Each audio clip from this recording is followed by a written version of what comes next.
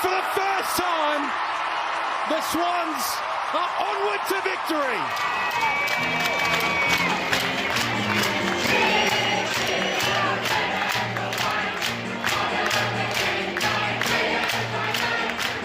Welcome back to A Bevy of Bloods, a fan podcast of the Sydney Swans Football Club. So to all you loyal Swans out there who just can't get enough of the red and the white, fluff up your tail feathers and settle in for a potentially biased yarn about all things to do with our beloved Bloods.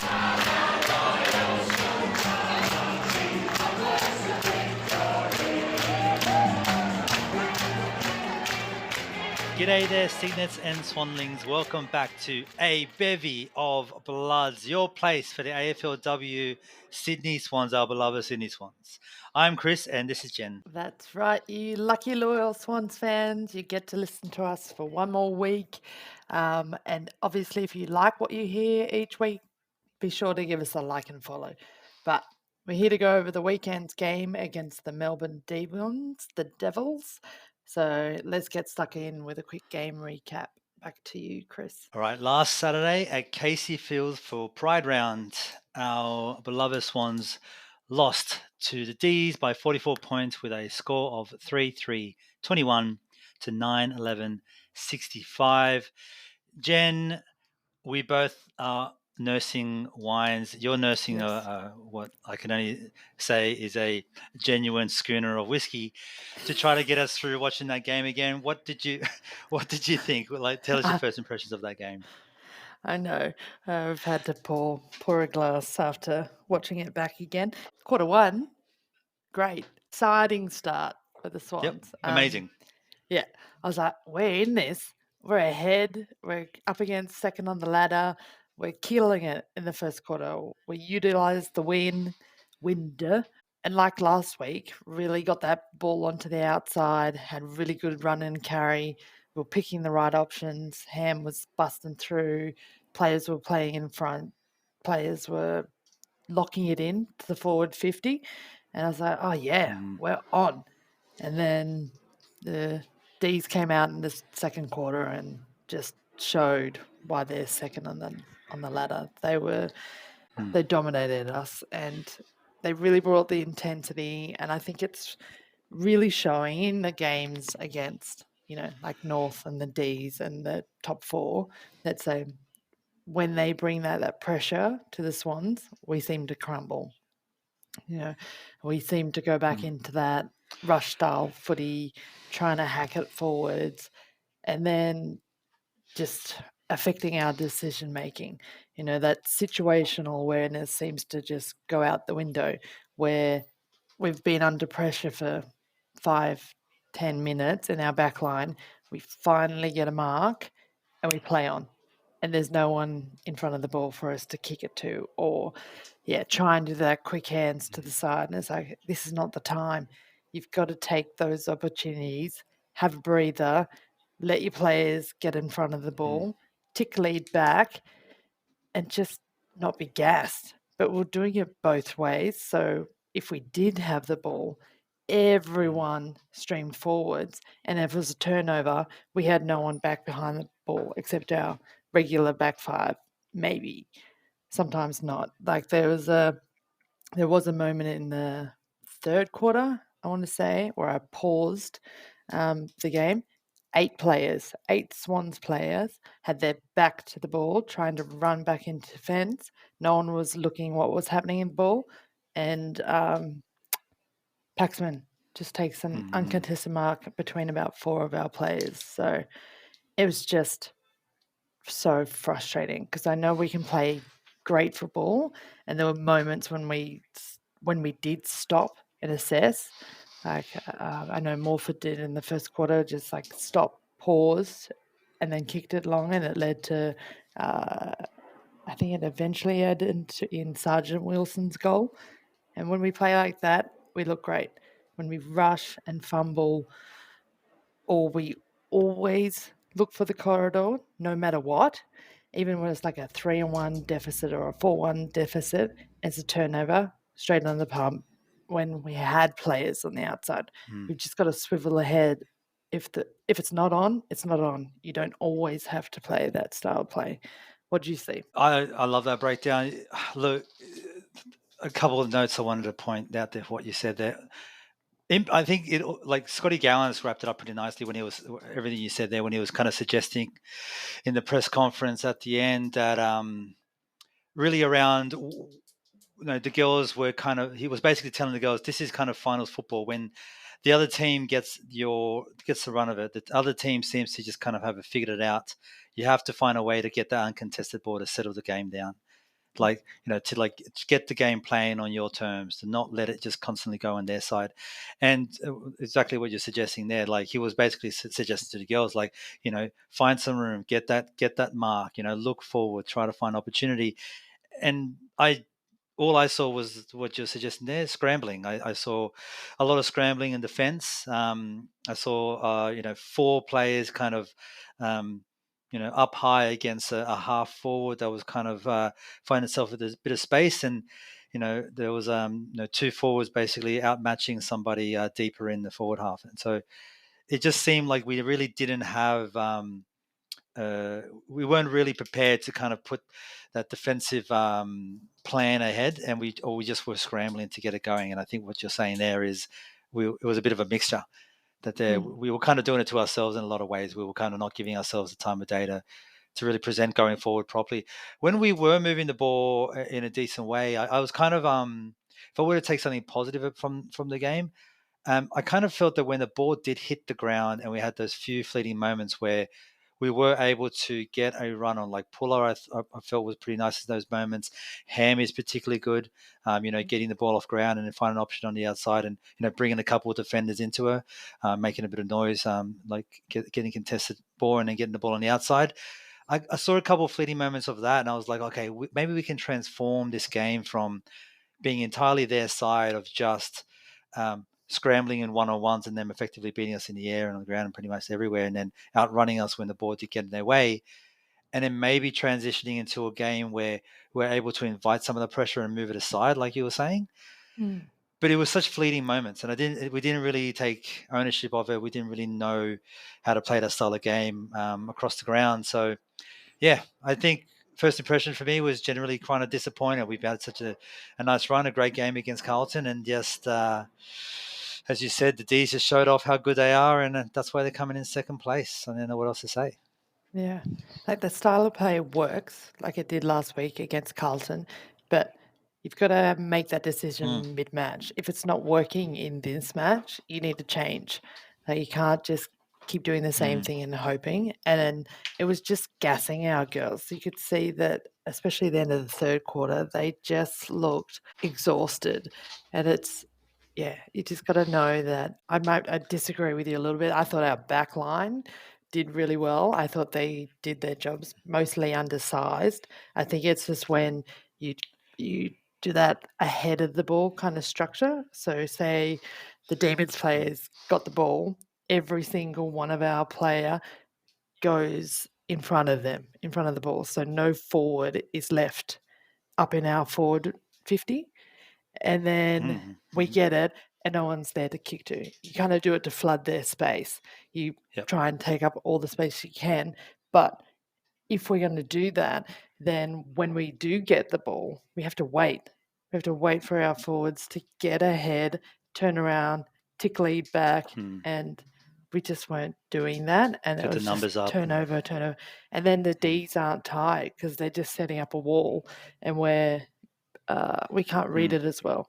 So it's just, if we're going to play against the teams who, that like the Norths and Melbourne, and we want to play finals footy, we've got to have different styles. We've got to adapt that. If it's not working, we've got to change. Or, we're so used to Morfitt winning the hit outs, and Pierce we know that she's a dominant ruck, and she showed that in the weekend.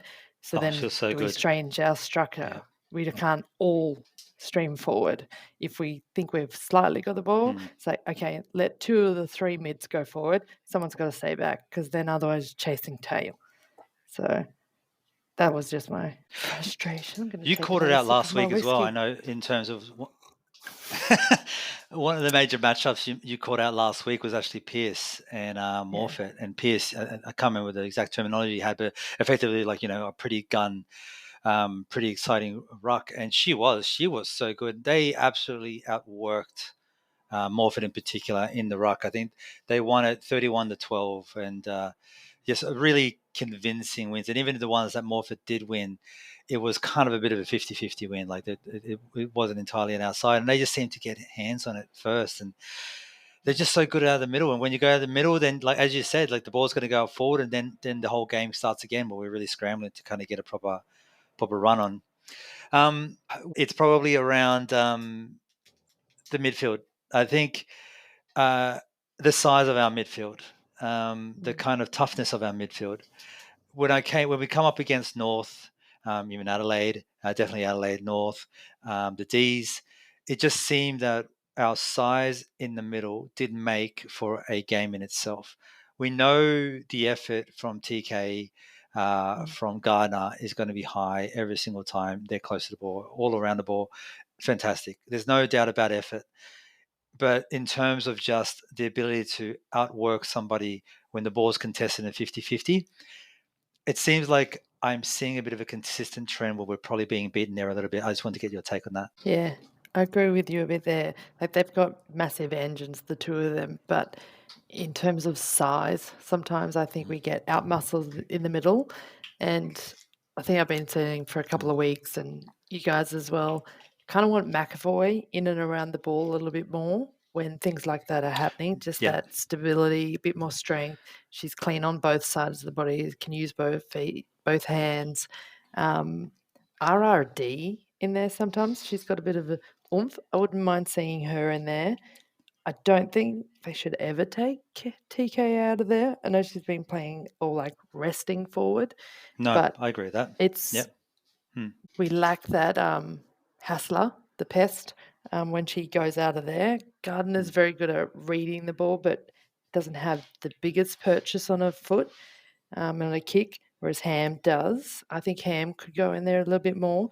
And I don't know what happens there. She does seem to disappear off the field every now and again, Ham. Like, I don't know if there's still some kind of managing of a foot or if it's just we can't get the ball into her hand or she's being locked down, which is highly likely. Getting those three in and around the ball, if it was Ham, McAvoy, TK, rotating in RRD, I mean, Hamilton also has that grunt in her, although I think after that game on the weekend, she might be worried about her spot. I reckon there's a few players who might be worried about their spot. Just wasn't. Yeah, a couple of missed marks there. Mismarks. Pretty Mismarks. ordinary moments at that point, unfortunately. Yeah. Yeah, I think turn she'd the be one game. that would like to have that game back for sure. Yeah. Yeah. Yeah, and it is one of those things that there are other players who have had chances after chances. This is probably the first game in a while that I've thought that wasn't a great game from Lex, just in terms of missed marks, which can just change the game. Like, just slows the momentum. You take a mark, bang, we're okay. We can move up the field. You drop it, it's a scrap, it's a turnover, and they a game pounce. settling mark. Yeah. Yeah. So that would be a change. I also think Priv should be back in. I think between Reed and, I mean, Davies had her moments in that game. She did some good tackling and defensive pressures and some handballs, but in terms of a marking forward, didn't really do it, didn't bring it. So I think we need some safe hands, and I think Priv over the last couple of years has showed she's got safe hands and she knows where the sticks are. So I would say she deserves to come back in for this next game. What about you? I do. Yeah, no, I agree with all of that. I think it's time also to kind of get. You kind of feel that Priv. We know what Priv can do. We know that she can run with the speed of the game. There's never been a question about that. She's an absolute veteran. and whether it was because giving some time for the other girls to kind of show themselves, and they definitely had their moments, but it's time for Priv to kind of throw herself in there, and especially at home at Henson, she'd be chomping at a bit, and the crowd would be loving to see her. On that conversation about the forwards as well, I really felt that Chloe was missing so much. We were so predictable in going inside 50. We were just trying to pop it up where the really regular things were going to be, 35 out straight in the middle. And they had their defenders, and their defenders matched ours defended by quite a lot. I think minimum of two inches on each one of them. I think 193 centimeters and 180 something centimeters, like 190 and 183 centimeters over our largest at 180, like consistently bigger. And they were just better up in the air, and we were really, really obvious and boring. I would have loved Chloe out there to just give us some more options and be a bit more creative in that forward line. I felt we didn't really give ourselves that chance as well. So, to put in perspective, we know, we scored the 3 goals in the first quarter, and then we scored 3 behinds for the rest of the game. Obviously not enough, and it was a pretty ordinary show from that front. Yeah. Yeah. I'd say Cooper was our shining star for the forward line in that game. And to lead into our next Cooper. discussion, fourth quarter, basically flipped wrestle style around her neck, got tackled, bang, both arms around her head, 5 meters out from goal, whistles put away. What do you do? Every day of the week, that's a high. Yeah. Or a sling tackle or something. But umpiring, diabolical. Take it away. It was diabolical. All the long-term listeners of this potty are going to know that whenever Noddy and I would get up to scratch, we go toe-to-toe about what the status of the umpiring was on that weekend. I'm a big defender of just you just got to play the game as it is. But it was just this game, this whole season has been a joke. We spoke about the stats about how often the whistle was blown, about just really, really shitty, boring, too fast holding of the ball calls, and this week they decided to do the total opposite, where they just refused to just call any of it. It seemed like there was so many options, but they just didn't call it. It definitely felt that was going against us, and that makes a lot of sense given that they had the ball more often. So that's before someone jumps up and goes you're one-eyed. I'm like, well, they did have more of the ball, so it makes sense that a lot more of these calls went against us. But if you're going to say it was consistent, it was just really poor. So is this, I guess my question back to you, Jen, is this do you reckon that the AFLW come out, told the umpires, hey, by the way, we're getting a bit of noise about this? The bevy kind of called it out. They sent up some pretty fucking significant stats our way. And and as a result of it, do we want to kind of blow the whistle a little less? And they've just over-corrected? What do you think? I think they just blew it a little less for us, to be honest. I seem to still be blowing pretty quickly when it was the Demons tackling us. I think there was one on Hausinger who, again, first quarter, maybe had it for 2.5 seconds, maybe, bang, holding the ball. Later on in the game, we all saw it. I think the whole crowd, you can hear on the video when Zippy Fish reads that the player's going to play on the mark, tackles her, totally dispossesses her, incorrect disposal, nothing hold, played on. 2 seconds later, TK doesn't even have possession of the ball properly. Boom, holding the ball. What the fuck? And then just so many times, just jumper pulls weren't called, holding the ball, actual holding the balls weren't called, or at least incorrect disposal. Maybe not holding the ball, but it kills me when someone does the tackle where they dispossess the player. That's incorrect disposal. That's ball. That's holding the ball. Nah, play on. Oh, no. Demons got the Swans player holding the ball. Losing my mind. And I've played football. You played to the umpire, but diabolical. That was insane. Diabolical. You could hear, people on the sideline. It was someone called out. I don't frustrating. even know if it was someone from our coaching team. Someone very close to the speakers. Just like, how about some consistency? So if it's gonna be shit, do it to both sides. If it's gonna be good, do it to both sides. keep it the same for the whole game. I know exactly that whoever that gentleman was. They were so into this game. I kind of feel that they were like the color analysts on the side that we needed for umpiring of this farcical.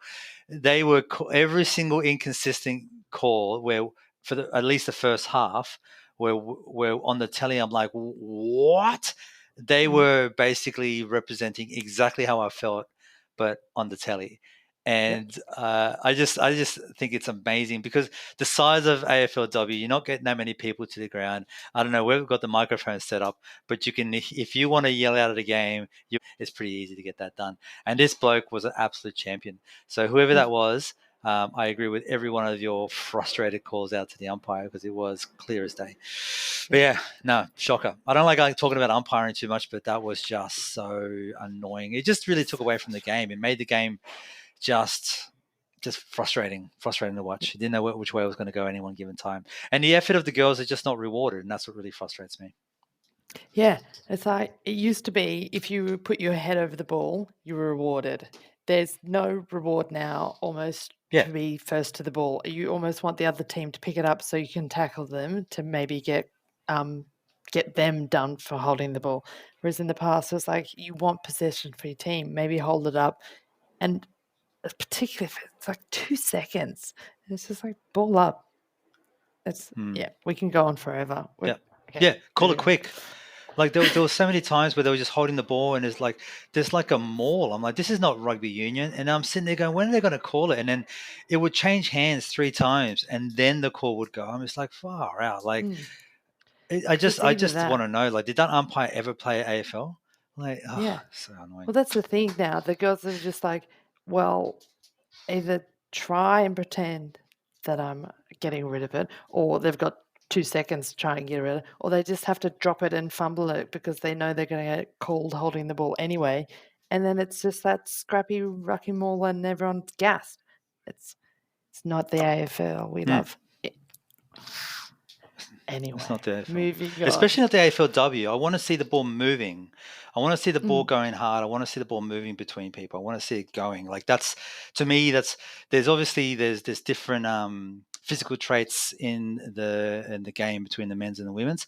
And when it comes to I want to see the ball going. I want to see that contestable. I want to go into the outside. I want it to run. I want it to go hard. And it just really is not. It's not there. And it's not the girls' fault. They're trying. They are trying very hard. Okay. I've got a quick one for you. The young Zipporah Fish, who was very, very good this game, as always. She was under a ton of pressure. I would argue pretty confidently, this is probably the first time from end-to-end game that she's had pressure on her. I wouldn't necessarily say tagged, but I would definitely say like had a lot of attention from someone who could go with her. I felt that she did pretty well. I think she rushed some of her kicks. I think the pressure kind of did get to her. But nonetheless, if this was the first time at AFLW standard where she was getting pressure on her, I felt she played a great game. What did you feel? Yeah.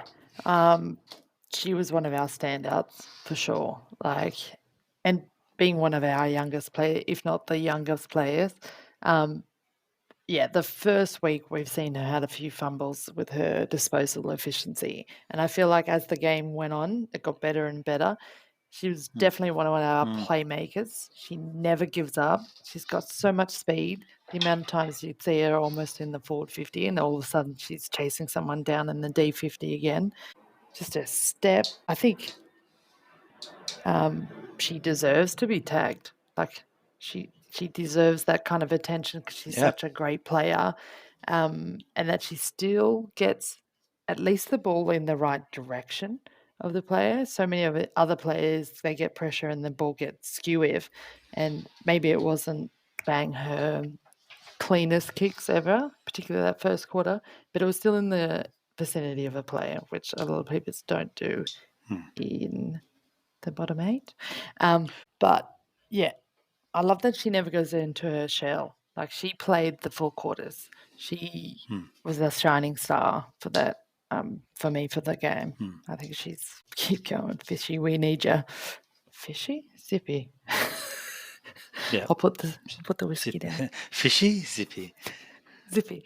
Pick it back up. Pick it back up. Pick it back up. What do you say about that? I mean, The schooner of whiskey. No, I agree with that. I agree with the whiskey pickup bit. No, I started. No, yeah, I say, like, especially on the kicks, as you said there, like, to your point, like, I think we expect her to, like, on a run with, even like the tiny amount of space, she's able to hit somebody right on the chest on a run. She wasn't quite able to do that, but she wasn't far off. It might have hit just to their legs or just over their head or slightly to the side, but it was, and she was under a lot of pressure. And first time AFL copping AFLW standard pressure. This is not the first time. Sorry, this is not the last time she's going to be tagged. She's going to be tagged for a big chunk of her life. So we've seen the beginning of it, and she's stood up pretty well for day one. So yeah, I'm happy with the way it went. 555 meters gained, I think, which was one of the highest for our team, if not the highest. And when you're doing so much running, which she does, she always does that overlap run. She'll kick it, she'll run past for the hands, kick again. You're tired, and your skills go down when you're tired, which unfortunately for us, the Ds, that didn't happen to the Ds, but I don't think they got to have more of a spread. Players weren't having to do everything. I think Zippy, hold your head up high. Hold her head up high, but I mean, we need to also kind of clarify. Also, 7 tackles for the game, unbelievable. Thank you, Zippy. And, like, as you said, beat his game. She was first number 1 in the game. 3 clearances. So basically, she tried to lose a tag, went into the inside, started making some tackles, started making some clearances, and still went out there and did what she did. So, yeah, the more I think about it, the more I just wonder. It just blows my mind how good she really is. Yeah, wow. Yeah, she's a gun, absolute gun. With that, should we? Okay, stats, Jen. You love stats. We all love stats. Stats paint a picture sometimes. We love stats. We love to manipulate stats. Let's go. What have you got for us this week? Whatever the way we can. In our favor. Yep. Unfortunately, this week the stats they're not in our favor. Forever in our favors. Oh, Jesus. So, considering the scoreboard, at least Melbourne D's are 11 behind. So it could have been worse for us. Thanks, D's, for missing. Yep. But they were also the last 7 points were all behinds. That could have been pretty drastic. Could have been a big difference. So. Yeah. Well done, backline. I love you. Disposals. 302 to 254 in favour of the D's. 174 versus 136 of those were uncontested. 130 versus 102 contested. So particularly that uncontested possession, that just goes to show they've got control of the game. They had the spread of the game. They were just cleaner by foot, cleaner by hand. And when they did have either of those twos, they had real purchase on the kick. That was something I really noticed, that it was, they weren't rushed. There wasn't dribbling. It was spinning correctly and hitting someone on the chest. And, as we spoke about, their defensive line, same with their forward line. They just had height on us everywhere. So, any others you want to call out? No, I actually wanted to reiterate exactly what you said there in terms of the defenders. Just better in the highlight. I think we managed only 3 marks inside our 50. 3. That's not enough to win a game. And that I think really comes down to a couple of things. I think there were obviously, to all the points you mentioned before, we were just struggling to kind of get it up going forward. I think we were very predictable. I think they took a lot of easy uncontested marks as a result of it with their taller backline. We weren't as creative as needed to be. But in response, the D's had 12. So, 3 for a game. It's not even 1 a quarter. That's not going to win a game. Yeah, I think that's kind of notable to call out. I think our purchase into inside 50s were just just not our best game. We'll have that game back. Thank you very much. Yep. All Any right. player love Bob for Medal. you? No, too fast. Oh, okay. I'm holding you well, back. Any Okay. player love for you? Sorry, too fast. Got to calm down, Barazza. Calm down, mate. Player love. I think I've got a few noted down here for our top 3, obviously, for our Bob Medal. But I would say Grierson. I think Grierson had a really good game. I really liked the way she went. She seemed really calm under pressure. She seemed to beat it out. I think when Zippy was under the most amount of stress, when she was really just not sure what to do with this tag, I think Grierson stepped up during that period, which is really lovely to see. So yeah, a bit of love over to Grierson for me. I'm going And you? to send my love once again to Puller. I wish I could do top 4. Like, there's so much she was doing this game and week to week that she just run and carry, she gut run, she does everything. Did I see it for the 4 quarters? She's very close to, she might be one of the names in the top 3, but yeah, I'm loving what she's doing week in and week out. Noticing her more and more, I'd say. Like, I agree with you. I think every week I'm kind of paying more attention of her being out there. I think when we were at the game, actually, against Carlton, Warzy and I were actually calling out. I'm like, God, Paula's having a great game. Anyway, I just seemed to notice her presence. If she wasn't doing something with the ball, she was notable in putting pressure down. So yeah, I'm kind of I'm with you. I think kind of excited about seeing her out there a bit more.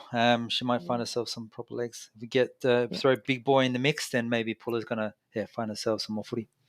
Yeah, well, she was part of the reason we got our first goal. Because she ran across, did that spoil, kept it in front of herself, somehow got her foot to ball. Grundon was there, and then that little handball in, well, not little, long handball in to Cynthia for the first goal. Long ball hand, long ball hand, yeah. Long ball ham sounds delicious. Yeah. All right, Bob Medal. Who were your top 3? This is what a fist of whiskey and 3 glasses of white wine are going to present us on the bevy. All right, Bob Medal. Yep, 3, 2, 1. Our equivalent of Bob Skilton. We've all heard this before. I'm going to go first because I think it's kind of. I'm looking at the names here, and I am blown away right now that I don't see a particular name under your votes. Now, there's been a running joke within the bevy that if TK is playing in the VFLW, Jen would still vote for her in the AFLW. So here we are. I've got TK actually for 3 points this week, and Gardner for 2, and I've got Zippy Fish for the 1. Jen, over to you. If you don't say TK in the next 3 names, you're going to be lit up. I might have to change my mind. What's going on? Oh, I know. I'm ashamed.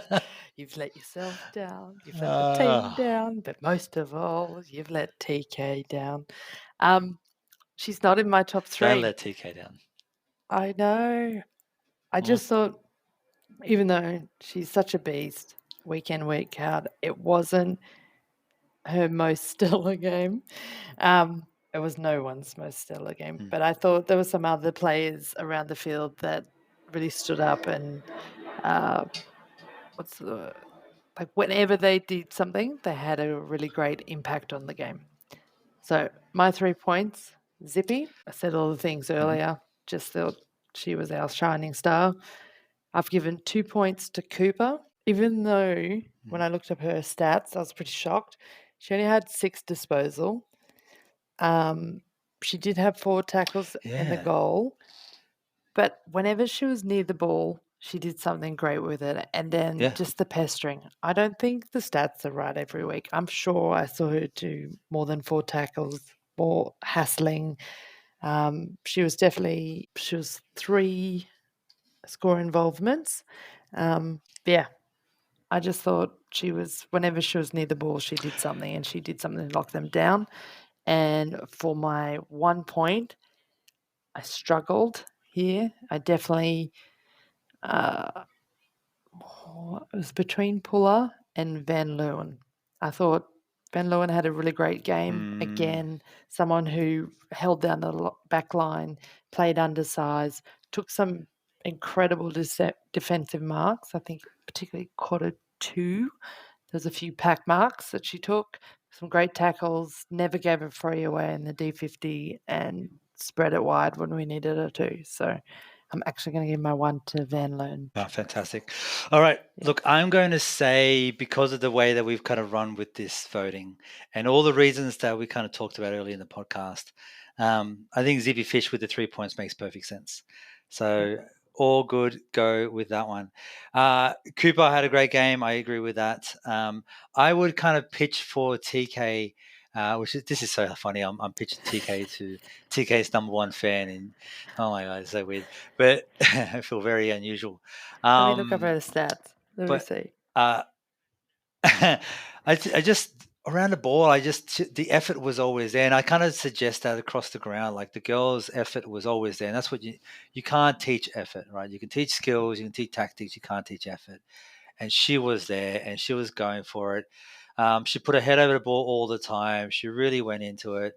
I just love the way it was just a TK game, and I think for the way that she's consistent, that's why I kind of gave her those extra points. I also say that Cooper had one of her best games yet, and yeah, I think it's a really good call out you had, where some of the second, not the usual names, were kind of having to get engaged a bit more with the way the game was going, and yeah, calling out Cooper is a pretty tight one. So I'm okay. I'm totally okay with that as well. Okay. Well, now, Van Leeuwen, I want to talk about Van Leeuwen.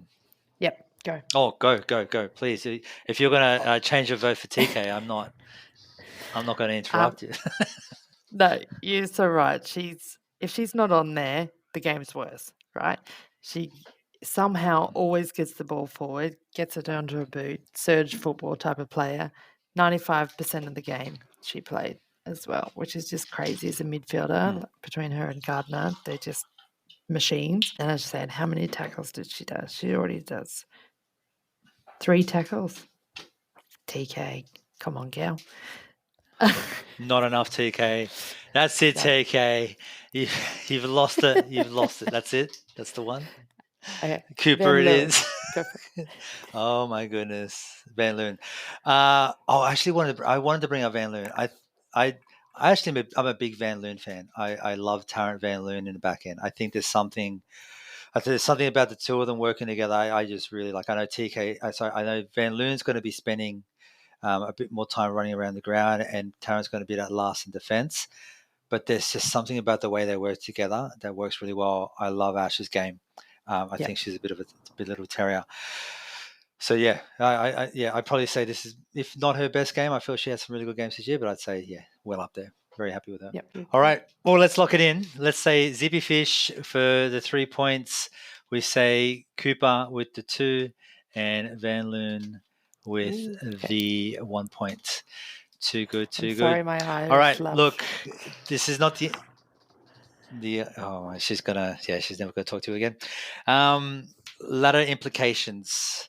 Thankfully, we don't drop a spot. I think there's the middle of the ladder is churning itself up, and we are, as a result, still keeping our spot.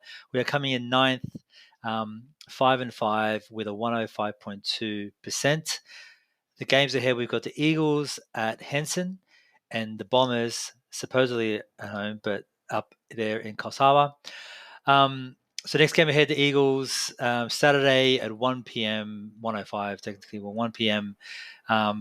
Henson's going to be absolutely fucking pumping. So get your tickets, go. Last game of the season if we don't make finals. So get out there, get hairy, get hammered. Let's go. It's going to be a fantastic day. We've beaten the Eagles twice of the 2 games we played against them, 2023-24. They're a very different team this year. They're coming in 6th. They're having a great season with Daisy Pearce there at the helm. Ben, what do you think? Danger players and general strategy. Yeah. How are we going to go?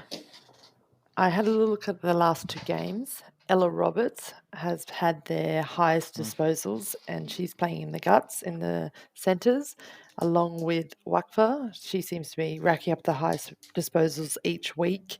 So we need to lock those two down, probably TK on Ella Roberts. Also, Emma Swanson, I believe, still captain. She's always a grit type player. She'll go and go and go, and she's tougher than she looks for her size.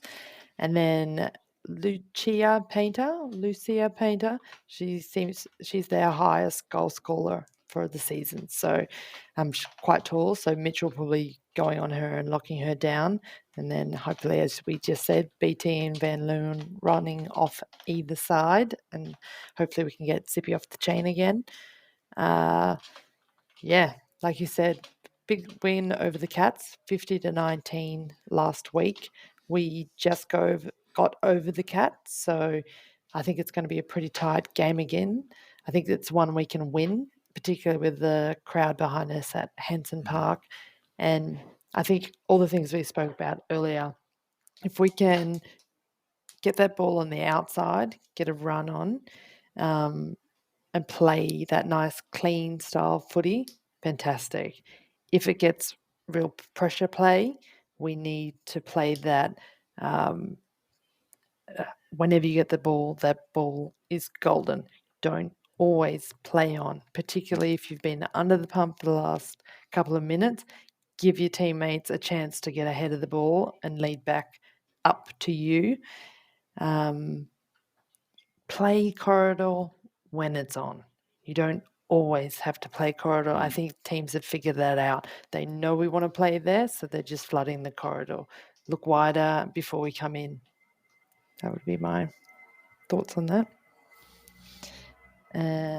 Yeah, and then I'm a bit worried as well because the Cats really struggled with getting it out of their halfback as well. Like, I think the Eagles were pretty good at just kind of locking up when we went forward. But I didn't watch the full game, so I don't know whether that was a result of just, poor management, like going too quick, as we've been kind of doing. Hopefully, Scotty Gowans have kind of, we know he's a bit of a super coach. Hopefully, he's just kind of settled the girls down to just adjust their game.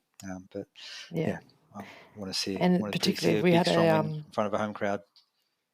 Yeah, a message from Steve during the week, because obviously our lovely Finnish man isn't here. And speaking of stats, he loves stats. We all love stats.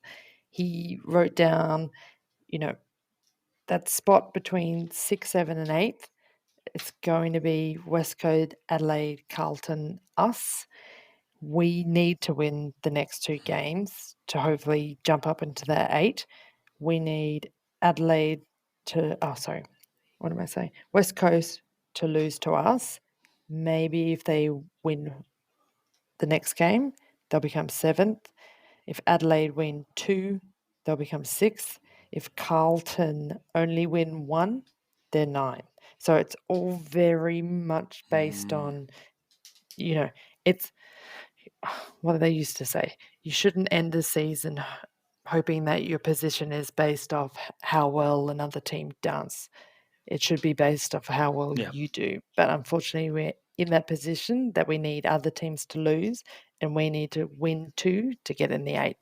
That's where we sit, according to Steve. I'm looking at those games ahead as well. I think there's enough there to suggest confidently, this is me saying confidently enough, that if we win these next 2 games, 8th spot is ours.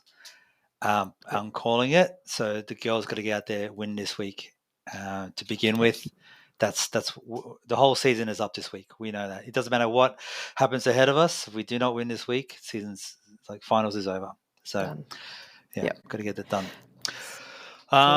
Chloe Malloy is looking to be potential.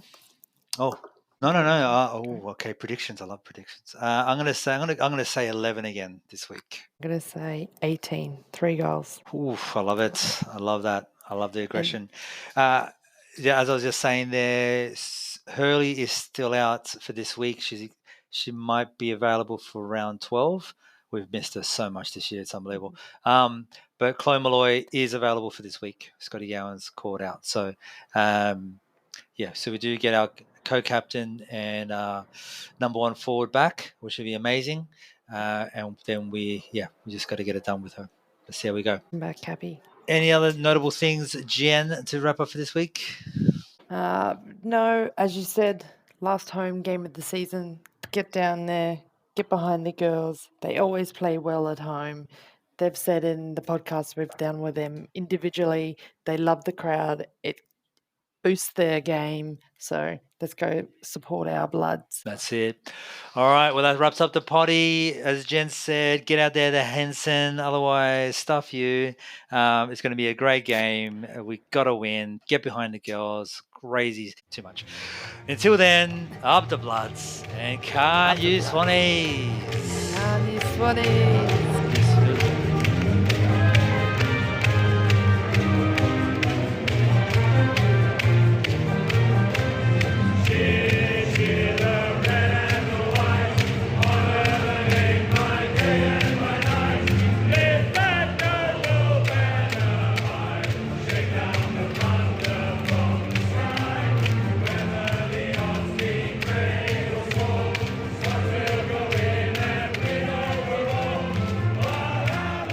This podcast is an independent fan-run production and is in no way affiliated with the Sydney Swans Football Club, its players, or the AFL. The views and opinions expressed in this podcast are those of the hosts and guests and do not necessarily reflect those of the Sydney Swans or any official organisation. All commentary is intended for entertainment and discussion purposes only.